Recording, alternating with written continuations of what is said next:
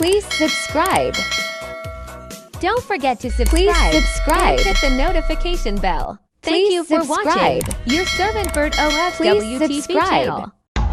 Sa tatuwing merong papalapit na laban ng halimo ng Japan na si Naoya Inoue, ay malimit itong kumuha ng sparring partner ng mga boksingerong Pinoy sa paghahanda sa kanyang mga laban. Ilan sa mga ito ay sina Albert Pagara, Genesis Sarvania, KJ Cataraha, Mike Plania at marami pang iba. Diyan natin mapapansin na meron talaga itong respeto sa lakas at talento ng ating mga kababayan boksingero. Bukod sa mga kilala nating boksingerong Pinoy na kanyang kinuha bilang sparring partner, meron pang Pinoy na sadyang nakitaan niya rin ng lakas ng kamao. Marami sa atin ang hindi nakakakilala sa boksingerong ito. Ngunit sa angking lakas nito ay kinuha din ito ng The Monster na si Naoya Inoue bilang kanyang sparring partner. Yan ay ang tubong libak Sultan Kudarat na si Giovanni Caner, o may alias na The Little Giant. Merong 21 panalo, 13 doon ay kanyang pinatumba at may 4 na talo sa kanyang talaan. Tatlo sa kababayan ni Naoya Inoue ang nabiktima ng ating kababayan. Si Kyota Utsuka na tinalo nito via unanimous decision. Si Junichi Ebusuka via 7th round knockout. At si Naoto Obayashi. Marami ang nabigla ng mga Hapon nang talunin nito ang boksingerong aking huling binanggit. Dahil ang kanilang pag-aakalang pandagdag panalo lamang sa karpada ng naturang Hapon ang ating kababayan. Taong 2015, Abril 22, nang magharap si Giovanni Escaner at Naoto Obayashi, napabagsak kagad ng Hapon ang ating kababayan sa pamamagitan ng body shots sa unang round pa lamang at inakala nila na maagang matatapos ang nasabing laban. Ngunit tumayo muli ang ating pambato at nabaligtad pa ang sitwasyon ng kanilang bakbakan. Halina't ating panoorin ang umaatikabong laban ng dalawang magigiting ng boksingerong ito.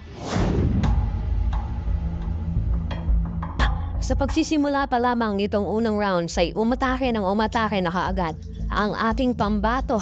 Bagamat nakalalamang sa haba ng mga galamay ang nasabing Hapon, hindi naman ito naging hadlang para makapatama ng mga ilang kombinasyon ng ating pambato sa unang bukas pa lamang nitong round 1.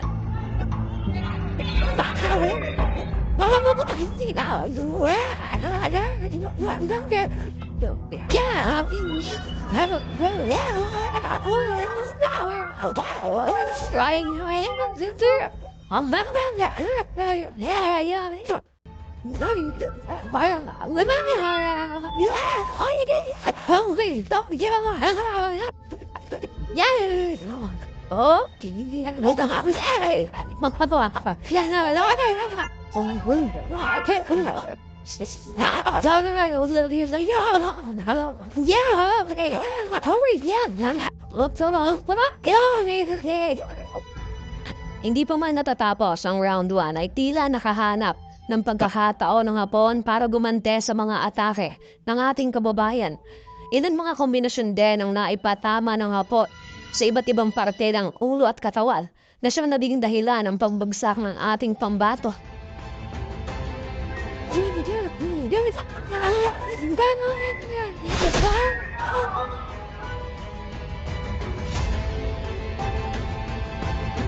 Muli namang nakabangon ng ating pambato at swerte naman na segundo na lamang nalalabi para makasalba sa unang rounds.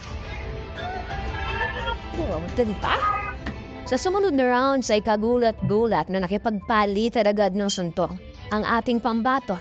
Gayong galing lamang ito sa pagkakatumba. Tila ba hindi ininda ng ating pambato ang kanyang tama sa katawan. Kumbaga naroon ang determinasyon ng ating pambato at desidido itong mahabawi.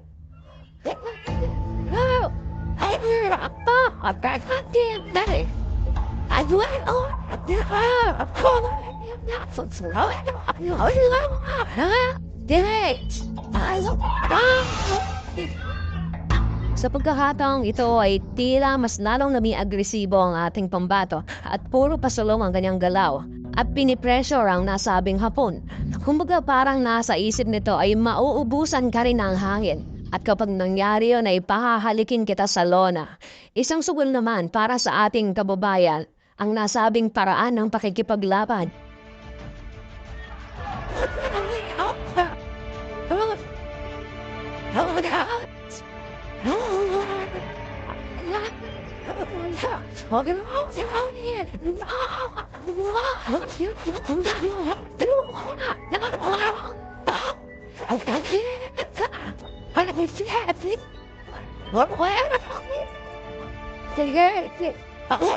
At sa pagpapatuloy ng laban at sa pag-usad ng mga rounds, ay tila parang mas nagiging mabangis ang ating kababayan.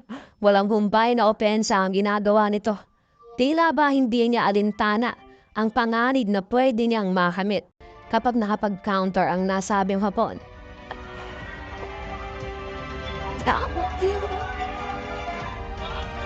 At dahil sa paraan ng pakikipaglaban ng ating kababayan ay tila nagbuma ang mga ginagawang pag-atake ng ating pambato dahil isang rumaragasang left hook ang tumama sa panga ng nasabing hapon at halos mabali ang leg nito sa lakas ng suntok ng ating kababayan.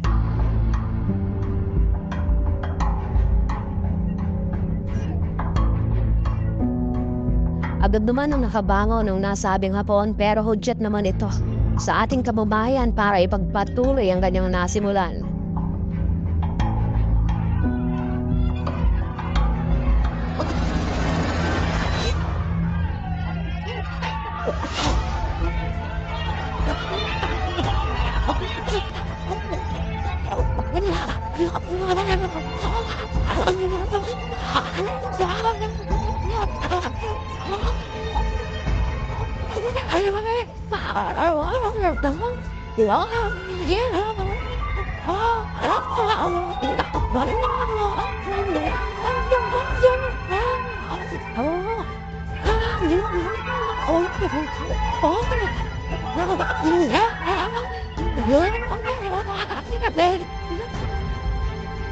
Sa pagkakataong ito ay tila na isa sa katuparan na ng ating kababayan ang kanyang mga plano.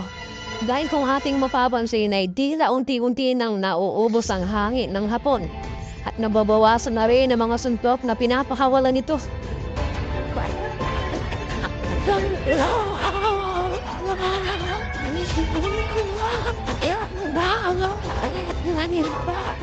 Tila hindi naman nawawala ng pag-asa ang nasabing hapon dahil pinipilit pa rin netong umatake at nagpapakawala ng mga kombinasyon. Ngunit baliwala na lamang ito sa ating kababayan.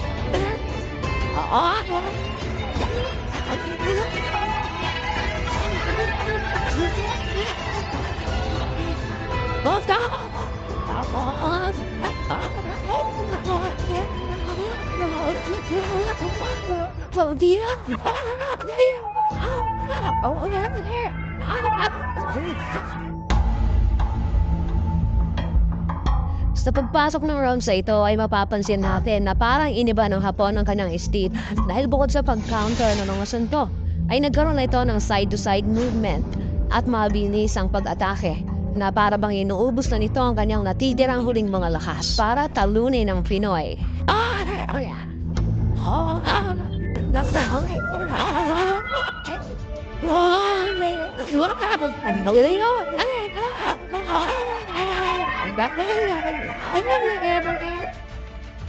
Ngunit habang lumilipas sa mga minuto sa laban, ay parang mas lalong nagiging malakas ang ating kababayan na siyang mas lalong nagpapaubos sa hangin ng kalabang hapon.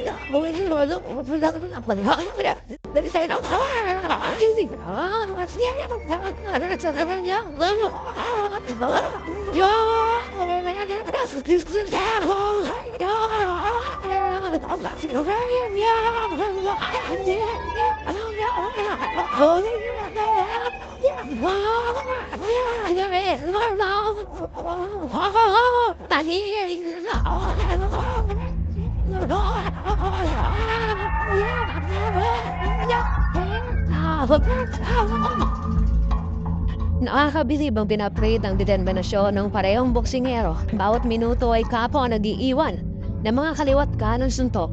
Isang nakakahangang tibay naman ang katawan ang pinapakita ng Hapon.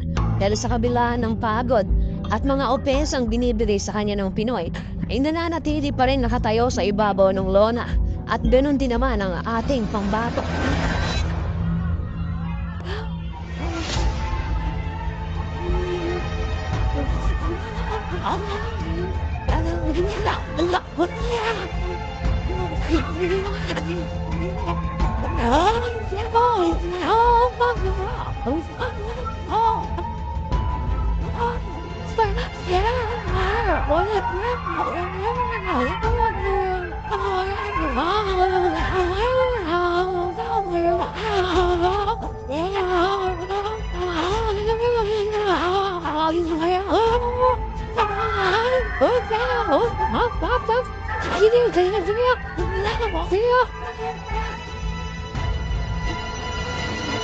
Sa rounds na ito ay napansin ng Pinoy na inubos na ng Hapon ang kanyang lakasan nakalipas na rounds, kaya naman hindi na ito nag-aksaya pa ng panahon.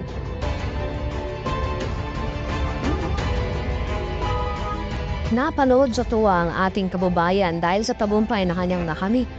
Isang patunay lamang ito na ang tapang at determinasyon ng dugong Pilipino ay isang katangitan at nakakabilib sa kabila ng hirap ng laban na kanyang pinagdaanan sa mismong baluarte ng kanyang kalaban.